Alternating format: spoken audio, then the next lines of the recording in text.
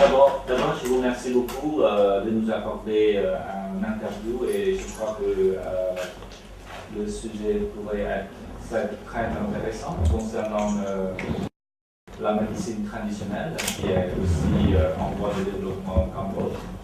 D'abord, je voudrais vous poser une question concernant le projet. Pourquoi vous lancez ce projet au Cambodge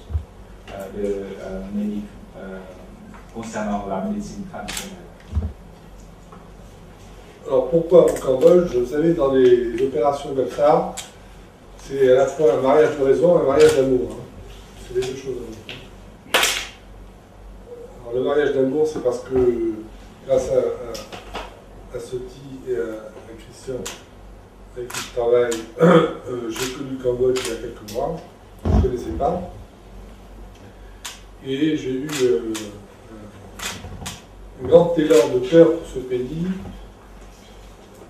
D'abord à cause de son passé, douloureux, qui me rappelait le mien, en tant que juif. Et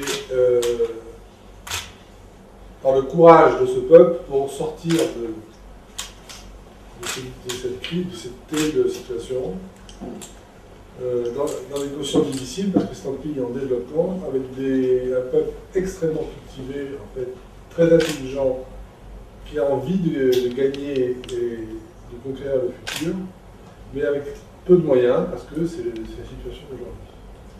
Donc, ce contraste entre le haut niveau intellectuel et le peu de moyens m'a beaucoup frappé et beaucoup touché. Donc, ça, c'est le mariage de cœur. Le mariage de raison, c'est que pour de multiples raisons, je suis très intéressé aux pratiques traditionnelles. De façon très générale. J'en ai fait, je m'en suis occupé en Chine. Je suis un adepte de l'acupuncture, je suis un adepte de la médecine des plantes de tous les pays, parce que je pense scientifiquement qu'il y a une logique très forte, que si une médecine existe depuis des milliers d'années, c'est qu'elle est efficace. Même si on n'a pas les preuves occidentales encore de l'efficacité, il y a la preuve par l'expérience.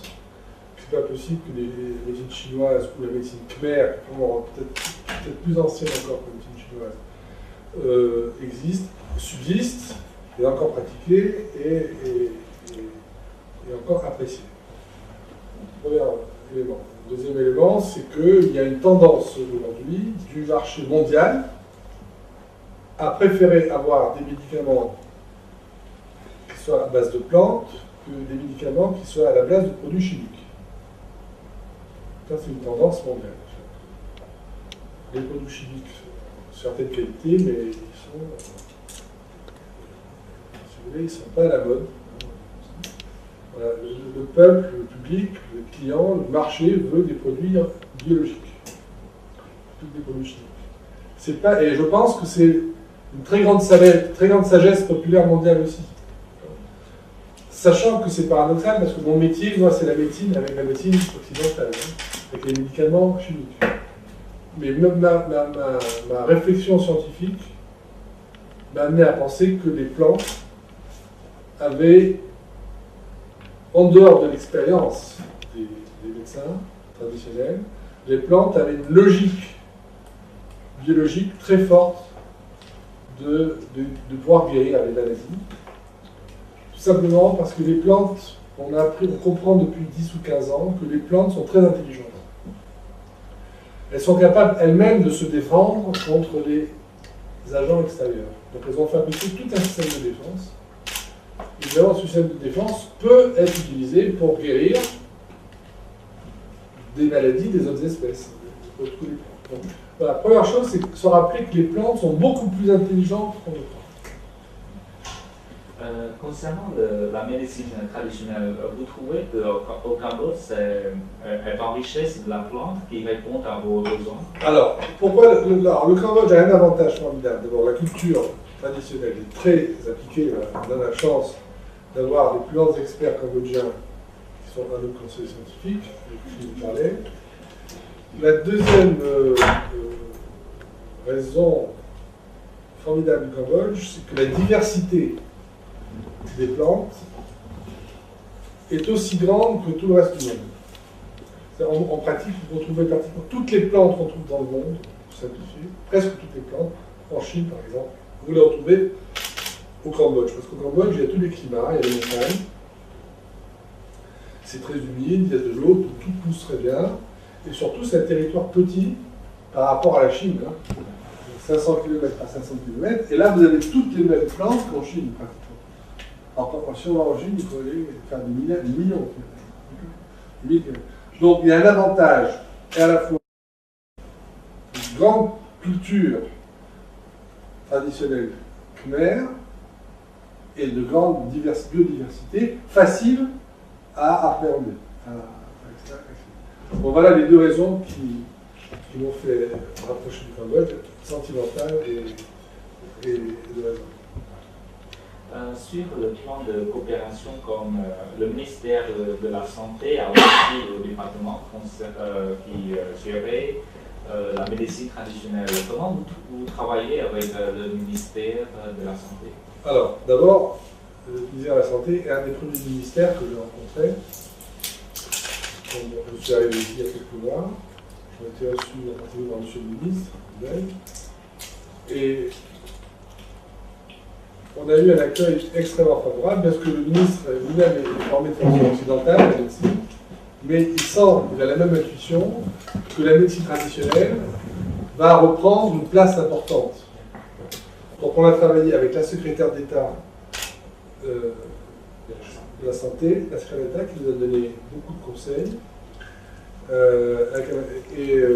Jusqu'à aujourd'hui, chaque fois qu'on a un problème à résoudre ou des pertes de personnel à trouver, on va s'adresser au ministère de la Santé, qui est un très grand support. Pour la petite histoire, j'ai rencontré beaucoup d'autres ministres que le ministre de la Santé, en particulier le ministre de l'Agriculture, le ministre de l'Industrie, etc.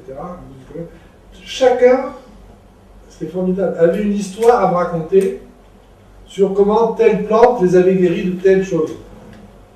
Donc même si ce n'était pas dans la médecine, ils nous ont beaucoup encouragés, ils croyaient eux-mêmes énormément à la vertu des médecines traditionnelles. Et maintenant, on est à quelle phase de ce projet? Alors maintenant, il a fallu commencer, ça a été très rapide, hein, parce que je suis arrivé ici il y a 4-5 mois. On a décidé de former la compagnie, elle a été formée il y a 3 mois, voilà, avec Sotignon et Fischer Déné, mes deux complices depuis, et amicaux et de raison. Et on a donc formé la société Medicmer, et on a commencé par la financer par ma société en France, qui s'appelle Farnext, comme pharmacie du futur. Et évidemment, Farnext, donc une société qui travaille sur les médicaments chimiques, a la même logique, on se dit, ce qui est bien, même pour les médicaments chimiques, c'est de les mélanger. C'est pas de les prendre un par un, c'est de mélanger. Comme les plantes, une plante n'est jamais une seule molécule, une seule plante, c'est plusieurs, des centaines de molécules. Donc si vous voulez, c'est le même type de raisonnement. Donc, la société Farnext, dont je suis président, directeur général, a financé les premiers éléments de finance pour la société Medicmer. Elle a été donc créée et on a commencé du coup à recruter une responsable, vous allez voir, une grande pharmacienne, un conseil scientifique, deux médecines traditionnelles